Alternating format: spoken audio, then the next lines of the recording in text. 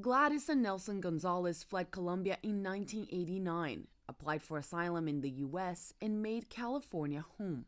They raised 3 daughters, all born in the U.S. They paid taxes, volunteered during COVID, and checked in with immigration authorities every year without fail, until a few weeks ago. I spoke with my mom on the phone around 10:30 a.m. and she let me know that her appointment went great with their officer, that they gave her a year extension. And so we thought that everything was going to be great. And then unfortunately, a couple hours later, we heard different news. The officer simply looked at his file and said that he didn't really have a case and that he was going to be detained, and then called my mom back in and arrested her as well with no explanation. The couple was held for 3 weeks in detention facilities in California, Arizona, and Louisiana, then deported to Colombia. We didn't really get to say goodbye. The phone call from my dad was really short. He just told us that we had to go pick up his car that was left in the parking lot. He just told us that he loved us, that he didn't know where he was going. In 2000, the couple was issued a voluntary departure order, but had received extensions yearly on their stay until now.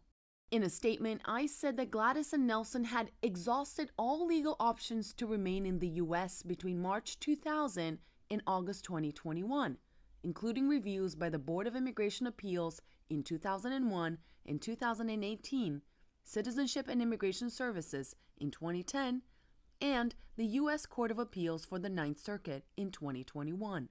Their attorney says their arrest reflects a broader shift in immigration enforcement. We're seeing people like Gladys and Nelson who have, again, cooperated with immigration over several years, have never given immigration any reason to believe that they would flee. People like Gladys and Nelson are being swept up in these removal efforts, and it's devastating. It's devastating to not only their families, but to the communities in which they live, because people are terrified. The couple spent years and thousands of dollars on legal help, much of it, they say, from unlicensed or disbarred individuals. Our hope was that the Board of Immigration Appeals would see this and agree with us that there was just a gross miscarriage of justice with respect to how Gladys and Nelson were represented, and would reopen their case to allow them to potentially seek legalization through one of their daughters. The couple's daughters launched a GoFundMe raising over $75,000 from more than 750 donors to help their parents rebuild in Colombia